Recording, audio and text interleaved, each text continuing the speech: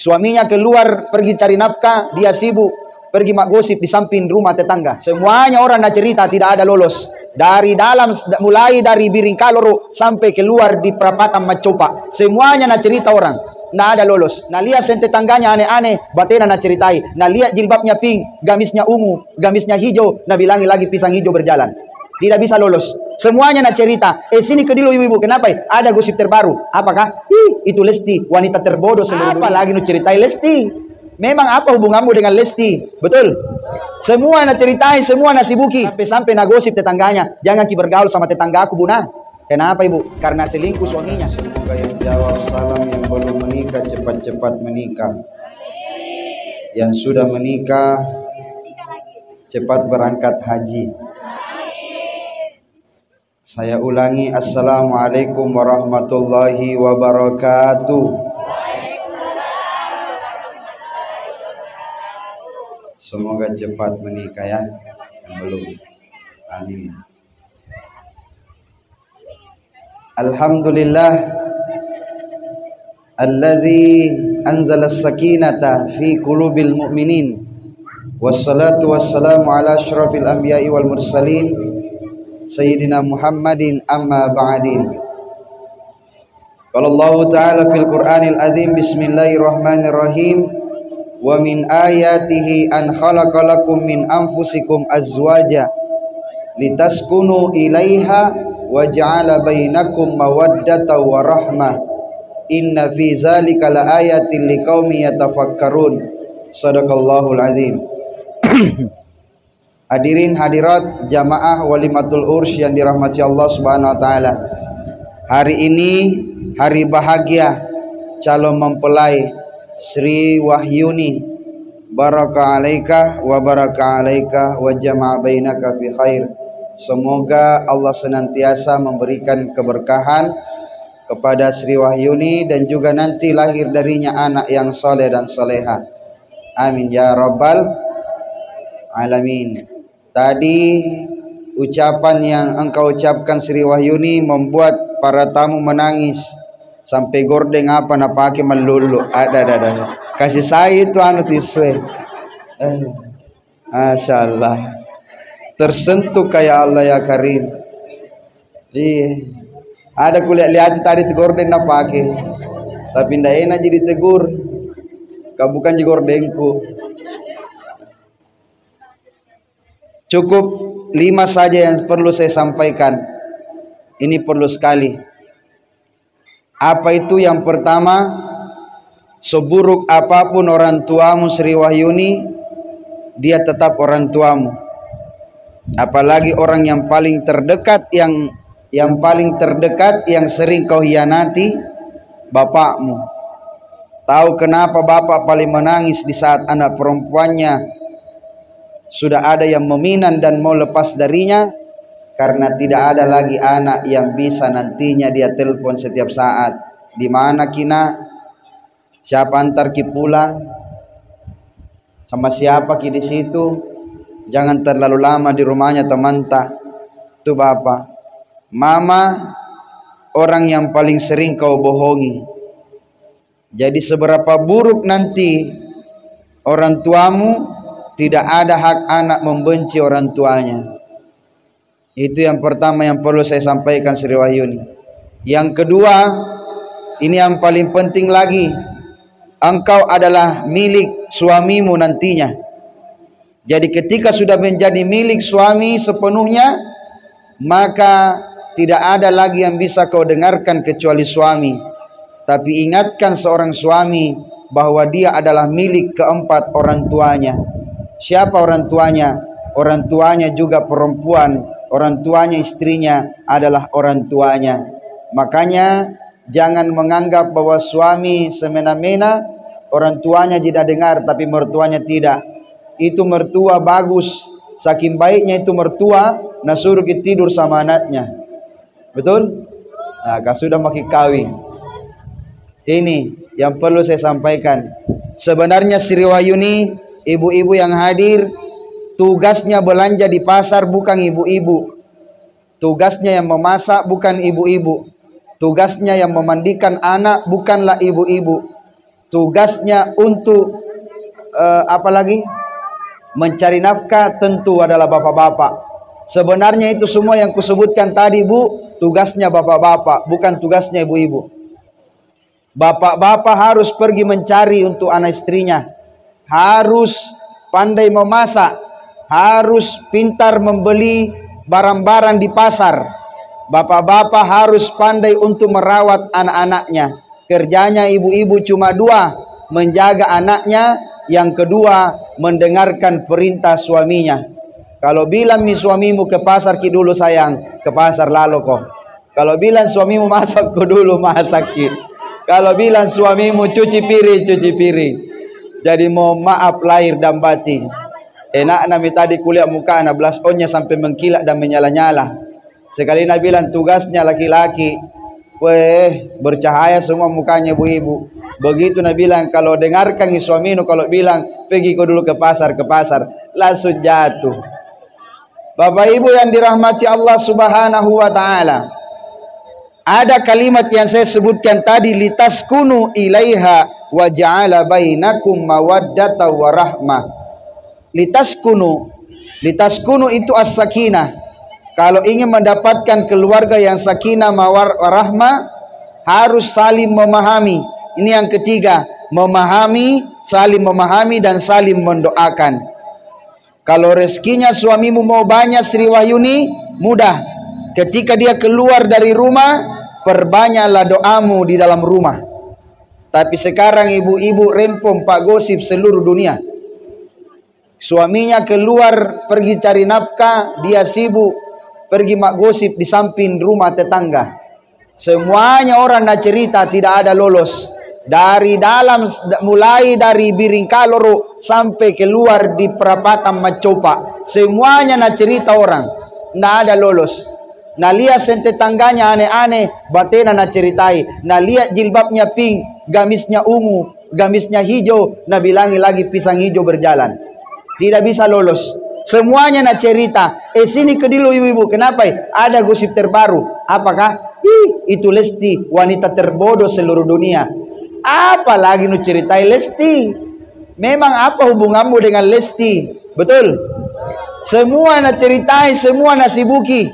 Sampai-sampai nak gosip tetangganya, jangan ki bergaul sama tetangga aku Buna. Kenapa ibu? Karena selingkuh suaminya. Masa gara-gara begitu belum jelas juga beritanya langsung ikut tuduh orang tidak-tidak. Akhirnya apa? Jangan ki cerita orang lain Buna, kita jangan tahu. Kebetulan di tengah ibu-ibu itu ada namanya Ibu Wati Capilai. Contoh ya, bukan Ibu Wati yang ada di sini. Ibu Wati nak cerita sama Bu Ani. Bu Ani nak sampaikan ke Bu Yuli. Bu Yuli nak cerita ke anaknya. Nah, jangan kau cerita ke orang lain. Nah, pokoknya jangan kau bergaul sama anaknya ya Jianu. Kenapa mak? Selingkuh bapakna. Apa nak bilang anak Bu Yuli? Jangan kiribu mama. Kenapa nak? Karena saya mi pelakorna. Ku menangis membayangkan. Jamaah yang dirahmati Allah Subhanahu wa taala, itulah yang bagus, saling memahami dan saling mendoakan. Kenapa orang tua dulu kita selamat-selamat? Karena selalu saling mendoakan. Coba lihat, ketika bapak mau keluar cari nafkah, istrinya, suami istrinya, ibumu langsung mengatakan, "Assalamualaikum Bapak." Bapakmu juga mengatakan waalaikumsalam. Ya, sekarang beda, suami istri di rumah beda.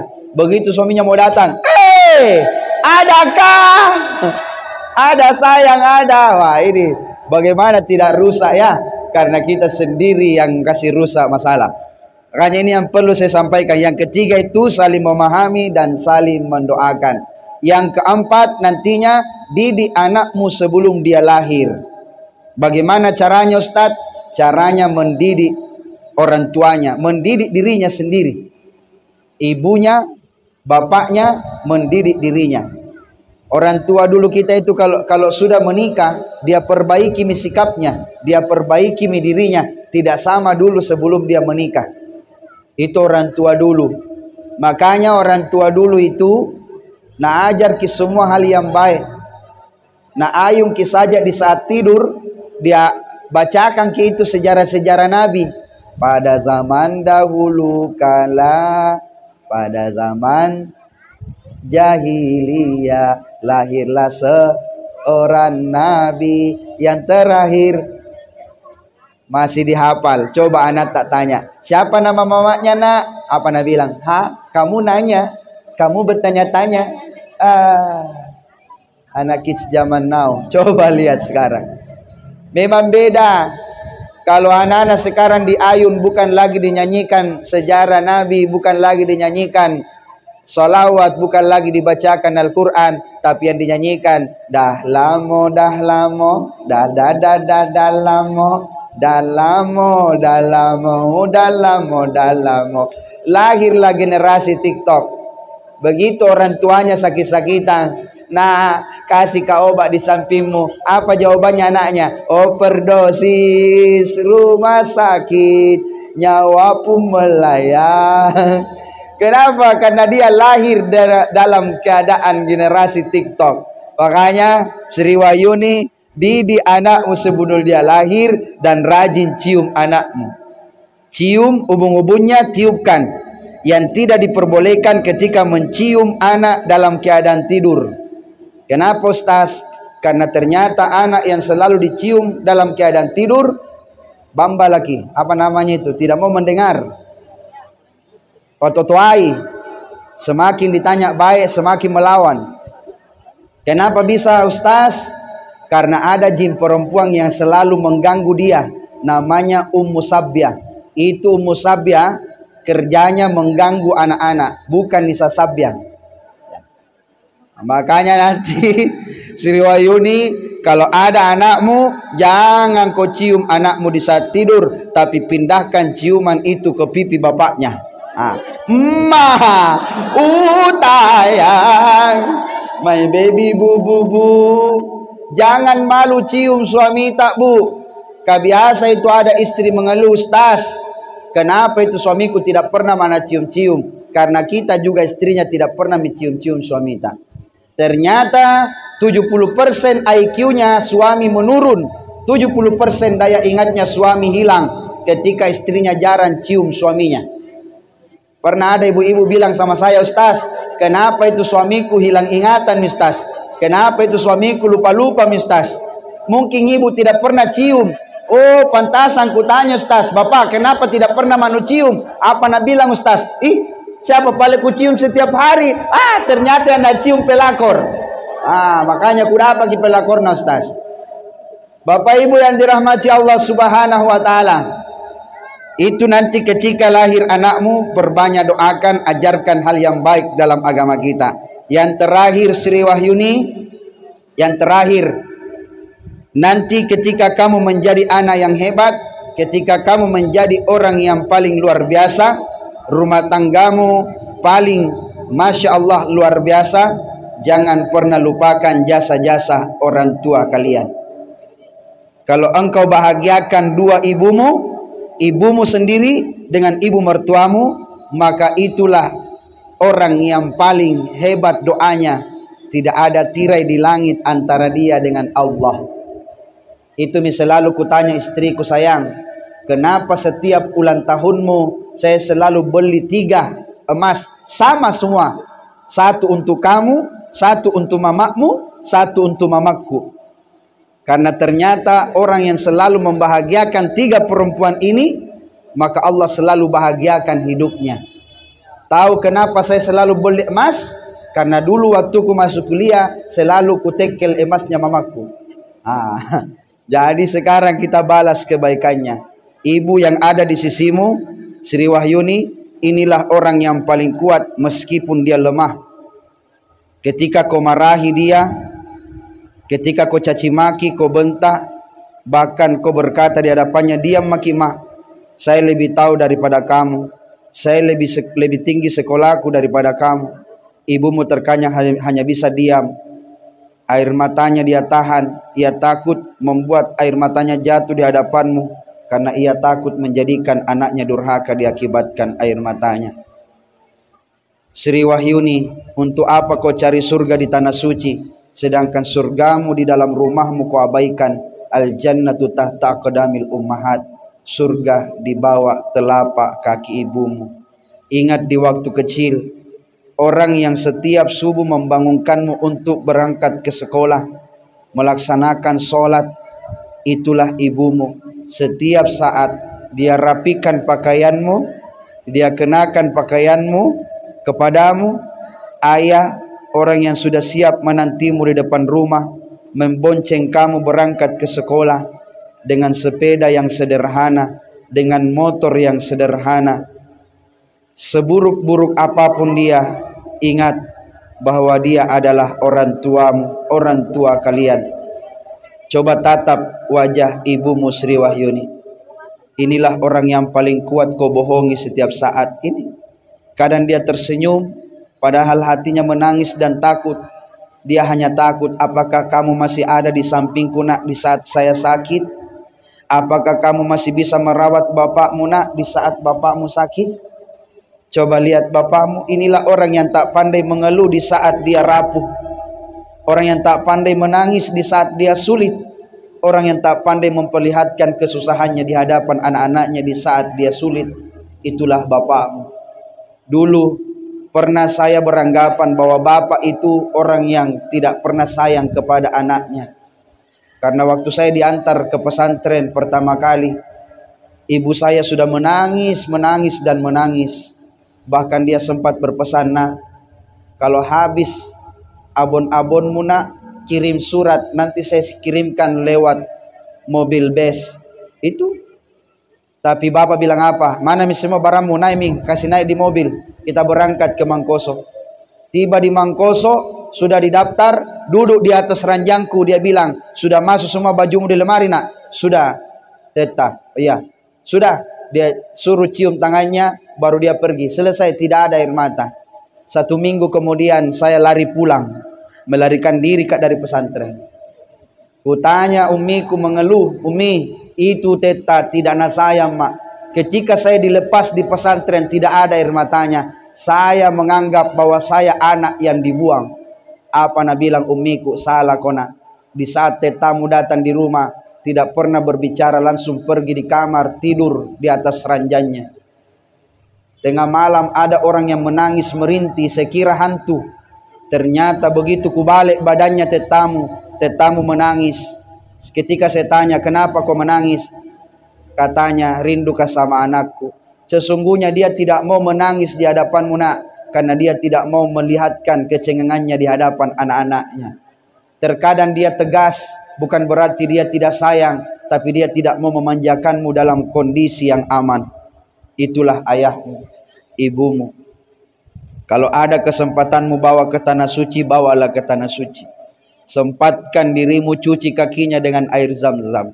Bawa dia berdoa di depan Baitullah.